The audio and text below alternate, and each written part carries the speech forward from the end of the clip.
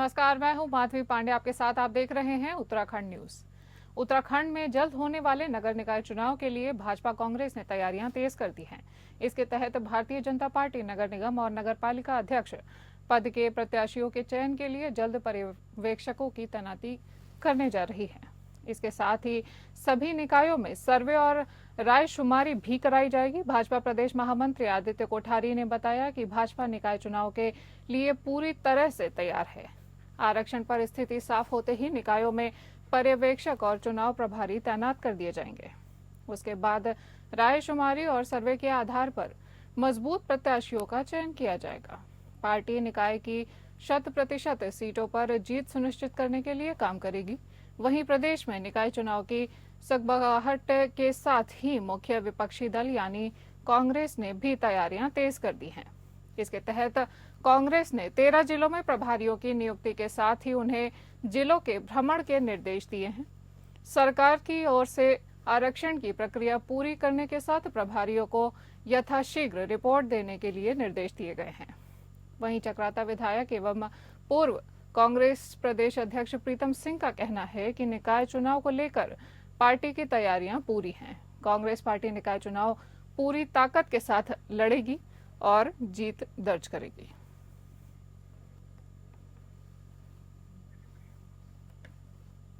आपको बता दें कि निकाय चुनाव का इंतजार सभी को था और अब आसार बन रहे हैं कि निकाय चुनाव जल्द ही होने वाले हैं। भाजपा और कांग्रेस ने भी अपनी तैयारियां तेज कर दी हैं। इसके तहत आपको बता दें कि भारतीय जनता पार्टी नगर निगम और नगर पालिका अध्यक्ष पद के प्रत्याशियों के चयन के लिए जल्द पर्यवेक्षकों की तैनाती करने जा रही है। इसके साथ ही सभी निकायों में सर्वे और रायशुमारी भी कराई जाएगी। भाजपा प्रदेश महामंत्री आदित्य कोठारी ने बताया कि भाजपा निकाय चुनाव के लिए पूरी तरह से तैयार है। आरक्षण पर स्थिति साफ होते ही निकायों में पर्यवेक्षक और चुनाव प्रभारी तैनात कर दिए जाएंगे। उसके बाद रायशुमारी और सर्वे के आधार पर मजबूत प्रत्याशियों का चयन किया जाएगा। पार्टी निकाय की 100% सीटों पर जीत सुनिश्चित करने के लिए काम करेगी। हमारे संवाददाता सतीश कोठारी फोन लाइन पर जुड़ गए हैं। सतीश, निकाय चुनाव होने की उम्मीद कब तक की जा रही है? देखिए, मैं बात करूं निकाय चुनाव की, तो निकाय चुनाव को लेकर जहां भाजपा लगातार कह रही है कि निकाय चुनाव जल्दी से जल्दी होंगे, तो वही कांग्रेस आरोप लगा रही है कि भाजपा जो है सरकार जो है चुनाव करवाना नहीं चाहती है। तो वहीं लगातार बैठकों का दौर है, क्योंकि मेन फोकस यहाँ पे है कि अभी ओबीसी आरक्षण पे बात का मुद्दा सामने आ रहा है अभी कि कौन सी सीट किसको दिया जाए, कहाँ महिला सीट रिजर्व की जाए, कहाँ पुरुष सीट की जाए, कहाँ वो आरक्षण को लेकर कहाँ शेड्यूल कास्ट को दी जाए। तो इस तरीके के काफी मुद्दे हैं, वो लंबित पड़े हुए हैं और लगभग 1.5 साल हो गए, लेकिन उनपे ही मंथन चल रहा है। अभी तक मंथन नहीं हो पाया है। जिस तरीके से आज भी राज्यपाल के पास जो फाइल जा रखी थी, तो उसमें वो लंबित ही रह गई, तो उसको लेकर अभी लंबी प्रक्रिया चल रही है। लेकिन अभी कयास लगाए जा रहे हैं। जिस तरीके से ये भाजपा कह रही है, चाहे मैं बात करूं आदित्य कोठारी की बात करूं, चाहे मैं कैबिनेट प्रेमचंद अग्रवाल की बात करूं, लगातार कह रहे हैं कि लगभग दिसंबर लास्ट और फरवरी तक चुनाव हो जाएंगे। लेकिन अभी काफी पेच फंसे हुए हैं, तो उसी पे लगातार कांग्रेस भी सरकार को आड़े हाथों ले रही है और कह रही है कि कहते हैं जो है सरकार जो है चुनाव करवाना नहीं चाह रही है, चुनाव को टालना चाह रही है। जबकि ये भी बात सही है, क्योंकि 1.5 साल हो गए, अभी तक यही चल रहा है कि आज चुनाव होते हैं, कल चुनाव होते हैं, लेकिन अभी तक कुछ साफ नहीं हो पा रहा है। लेकिन अभी ये कयास लगाए जा रहे हैं कि इस महीने लास्ट या अगले महीने 1 जनवरी तक चुनाव हो जाए। जी सतीश, तमाम जानकारी के लिए धन्यवाद। कपकोट में तहसील दिवस पर प्रशासन द्वारा ग्रामीणों की 6 जन शिकायतों को दर्ज किया गया। जन शिकायतों में नगर पंचायत कपकोट के अंतर्गत नालियों का निर्माण न होना और निर्माणाधीन नाली निर्माण में घटिया सामग्री का प्रयोग किए जाने का मामला प्रमुखता से उठाया गया। खारबगड़ के ग्रामीणों द्वारा सुरक्षा दीवार लगाने हेतु भी गुहार लगाई गई। बदियाकोट के ग्रामीणों ने कुंवारी में चल रहे निर्माणाधीन मोटर मार्ग के कार्यों की गुणवत्ता की जांच की शिकायत की गई है। भाइयों मोटर मार्ग के ग्रामीणों ने सड़क के लिए कटी जमीनों पर मुआवजा न मिलने की शिकायत दर्ज की गई है।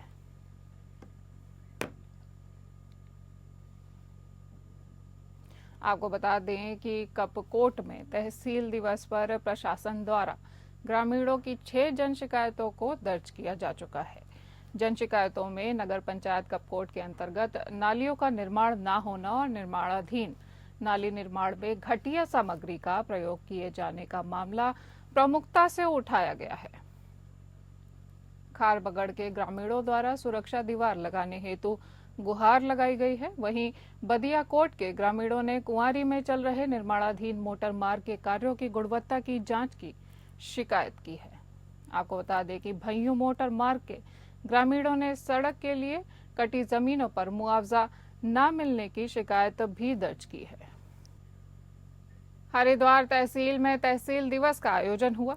इस दौरान डीएम कर्मेंद्र सिंह ने लोगों की समस्याओं को सुना। डीएम के जनता दरबार में 40 शिकायतें मिली। डीएम ने सभी शिकायतों का निस्तारण करने के निर्देश दिए हैं। वहां लापरवाही उजागर होने पर अधिकारियों और कर्मचारियों को फटकार भी लगाई है डीएम ने। आप इन तस्वीरों में देख सकते हैं, डीएम द्वारा सभा को संबोधित किया जा रहा है और आवश्यक दिशा निर्देश दिए जा रहे हैं।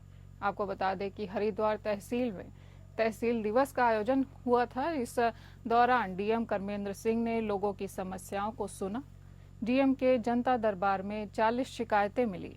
डीएम ने सभी शिकायतों का निस्तारण करने के निर्देश अधिकारी को दे दिए हैं। वहां लापरवाही उजागर होने पर अधिकारियों और कर्मचारियों को काफी फटकार भी लगाई गई है।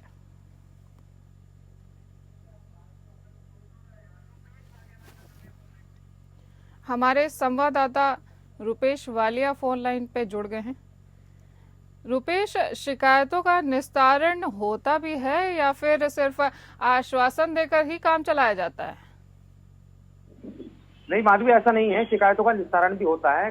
जो तहसील दिवस आयोजित किया गया था डीएम साहब की अध्यक्षता में, तो उसमें कुल 40 शिकायतें मिली हैं। यहाँ पर जो स्थानीय नागरिक हैं उनकी अलग अलग शिकायतें मिली हैं। कुछ एक जुट कंट्री हमारे यहाँ टाउनशिप है, वहाँ पर आवारा कुत्तों का बड़ा आतंक है, तो उसके जो नागरिक थे वो शिकायत लेकर पहुंचे थे। ऐसे ही अलग अलग पैमाइश और अन्य शिकायतें डीएम साहब के समक्ष पहुंची हैं। तो 13 का तो मौके पर ही निस्तारण डीएम साहब ने कर दिया था। अब करीब 27 शिकायतें बची हैं जिनका निस्तारण किया जाना है, जिसके लिए जो अधिकारी हैं उन्हें दिशा निर्देश दिए गए हैं कि तत्काल जो है जो स्थानीय नागरिक हैं जो जिनकी शिकायतें मिली हैं उनका तत्काल निस्तारण किया जाए। तो इसके लिए अधिकारियों को निर्देशित भी किया गया है। डीएम साहब ने अध्यक्षता करते हुए सभी अधिकारियों को बिल्कुल साफ साफ निर्देश दिया कि किसी भी प्रकार से जो स्थानीय लोग हैं उन्हें किसी भी प्रकार की कोई दिक्कत ना हो, कोई परेशानी ना हो, ऐसे प्रयास किए जाएं। जब से जिलाधिकारी कर्मेंद्र सिंह जी ने यहाँ पर कार्यभार संभाला है डीएम का, तब से लगातार वो कभी औचक निरीक्षण करते हैं, कभी विभागों का औचक निरीक्षण करते हैं और उनके कार्यभार संभालने के बाद से लगातार यहाँ पर जो तहसील दिवस है वो आयोजित अवश्य किए जाते हैं। इसको लेकर जिलाधिकारी कर्मेंद्र सिंह बड़े गंभीर हैं, जिसका परिणाम तहसील दिवस में देखने को भी मिला है। जी माधवी। जी रुपेश, मैं आशा है कि सारे लोगों का शिकायतों का निस्तारण जल्द ही हो जाए। धन्यवाद।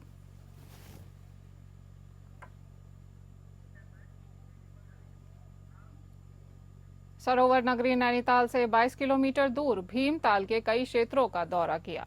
कुमायूं मुख्यमंत्री सचिव अध्यक्ष जिला स्तरीय विकास प्राधिकरण दीपक रावत ने अधिकारियों के साथ ये दौरा किया था। इस मौके पर तमाम क्षेत्रवासियों ने समस्याओं से भी अवगत कराया, जिस पर आयुक्त दीपक रावत ने त्वरित गति से कार्य के अधिकारियों व कर्मचारियों को निर्देश दिए हैं। इस दौरान डोबलेश्वाल फेस के स्थलीय निरीक्षण के दौरान स्थानीय लोगों ने पार्क आदि की समस्या बताई है। साथ ही निरीक्षण के दौरान कुमायूं आयुक्त को कई खामियां मिली, जिस पर उन्होंने तहसीलदार, वन विभाग और प्राधिकरण के अधिकारियों को समय समय पर निरीक्षण कर रिपोर्ट पेश करने के निर्देश दिए हैं। बताया जा रहा है कि प्राधिकरण से फेज 2 में 160 फ्लैट बन चुके हैं, लेकिन एसटीपी का प्रावधान और पर्यावरण नियम का विरुद्ध है। साथ ही क्षेत्रीय प्रदूषण बोर्ड द्वारा पहले चालानी कार्यवाही की गई है। नक्शे अवलोकन के दौरान उन्होंने कहा कि 65 मीटर से कम में निर्माण त्रुटि या नक्शा बनाने वालों के खिलाफ सख्त कार्यवाही की जाएगी। निरीक्षण के दौरान उन्होंने पाया कि बिना अनुमति के अवैध तरीके से सड़क निर्माण का कार्य किया जा रहा है, जिस पर उन्होंने पटवारी को 3 दिन के भीतर जांच कर रिपोर्ट देने की बात कही है। हमारे संवाददाता सत्यजीत सरकार फोन लाइन पर जुड़ गए हैं। सत्यजीत, निरीक्षण के दौरान क्या मुख्य बातें सामने आई? ये अगर बात करें सरोवर नगर नैनीताल में लगातार ये जो कुमाऊं कमिश्नर दीपक रावत हैं वो लगातार पहुंच कर अपना निरीक्षण किया जा रहा है, जिसमें कई उसमें देखने को कमियां देखने को मिला है। इसमें कमी का देखने को मिला, उनके ऊपर ये बात कही गई है कि 3 दिन के अंदर ये कमियां का समाधान नहीं किया जाता तो उनके ऊपर कार्रवाई की जाएगी। मैं ये किसी को बख्शूंगा नहीं, स्पष्ट रूप से दीपक रावत ने वहाँ बात कही गई है। लेकिन बात करें केवल नैनीताल की नहीं है, दीपक रावत आज भी उधम सिंह नगर के रुद्रपुर में पहुंचे हुए थे स्टेडियम में, वहां भी उन्होंने अचक निरीक्षण किया है। लगातार अगर दीपक रावत की बात कही जाए वो लगातार कहीं ना कहीं पहुंच जा रहा है, अचक निरीक्षण कर रहे हैं, जो कि किसी प्रकार की अगर कोई कमी होती है तो उसको तत्काल कार्रवाई कर उनके ऊपर कार्रवाई कर रहे हैं। जी सत्यजीत, तमाम जानकारी के लिए धन्यवाद।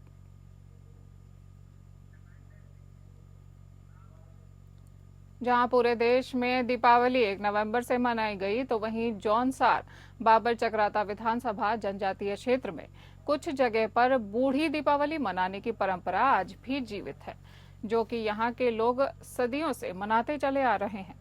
जौनसार बाबर के लोगों का मानना है कि जिस समय रामचंद्र रावण का वध करके अयोध्या वापस आए थे, तो इसकी सूचना पहाड़ी क्षेत्रों में लगभग 1 माह के बाद मिली थी, जिसकी खुशी में इन्होंने 1 महीने के बाद दीपावली मनाई थी। तो वहीं कुछ लोगों का कहना है कि जिस समय नई दिवाली मनाई जाती है उस समय फसल काटने का समय होता है, इसलिए ये 1 महीने के बाद बूढ़ी दिवाली मनाते हैं। वहीं आपको बता दें कि जौनसार बाबर के ऊपर वाणी फिल्म के बैनर तले बन रही डॉक्यूमेंट्री के सुप्रसिद्ध निर्माता निर्देशक जयप्रकाश तथा उनकी टीम में अजीत प्रताप, ध्रुव ठाकुर, मनीष, निधि पांडे और उनकी पूरी टीम जौनसार बाबर की इस बूढ़ी दीपावली को अपने कैमरे में कैद करने के लिए दातुन पहुंची। पारंपरिक वेशभूषा में महिलाएं और पुरुष बूढ़ी दीपावली की खुशी में रणसिंघे और ढोल की थाप पर नाचते थिरकते हुए नजर आए। आपको ये भी बता दें कि ये बूढ़ी दीपावली का त्योहार 5 दिनों तक मनाया जाता है, जिसमें कि हिरण नृत्य आदि कई कार्यक्रम पंचायती आंगन में आयोजित किए जाते हैं।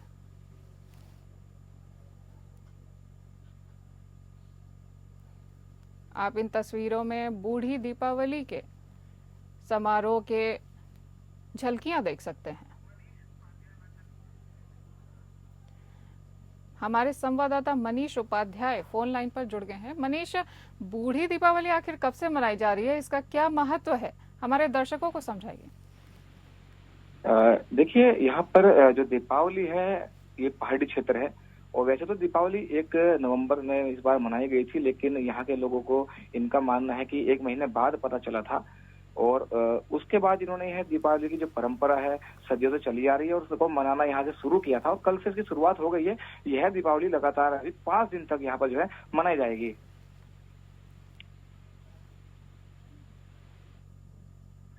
जी मनीष, तमाम जानकारी के लिए धन्यवाद।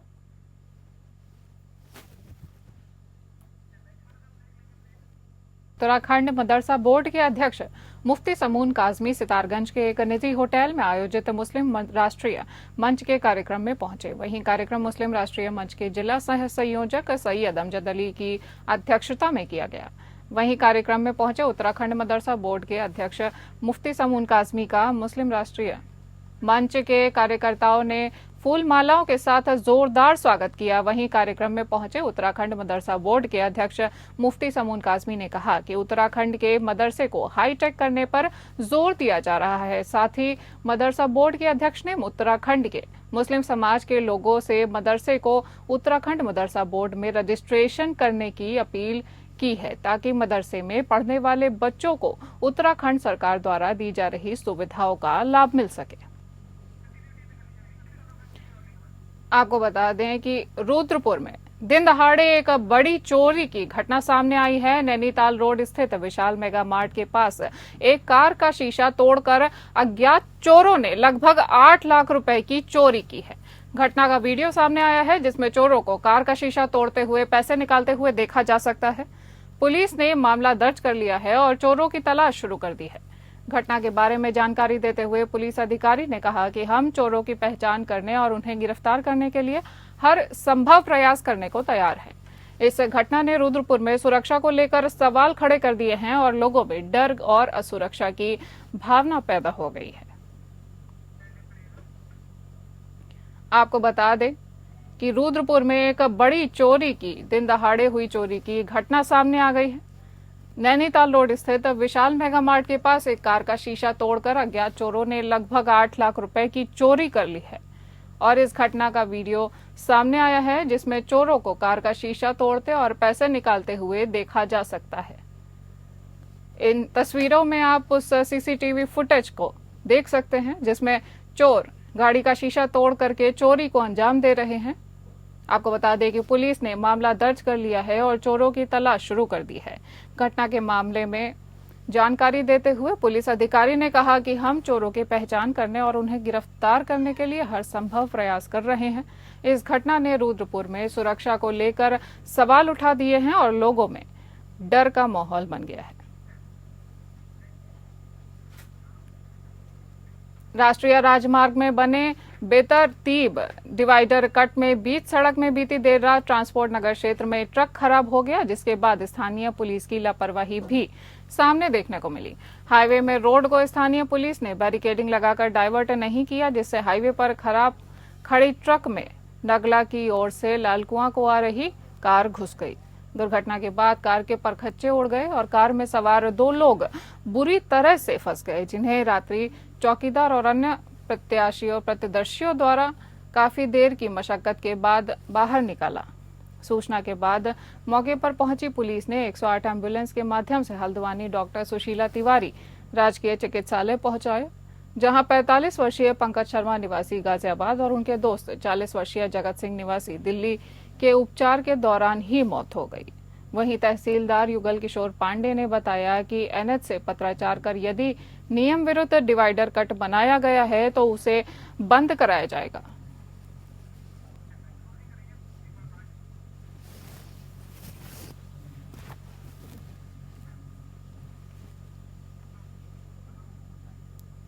इस बुलेटिन में इतना ही। नमस्कार।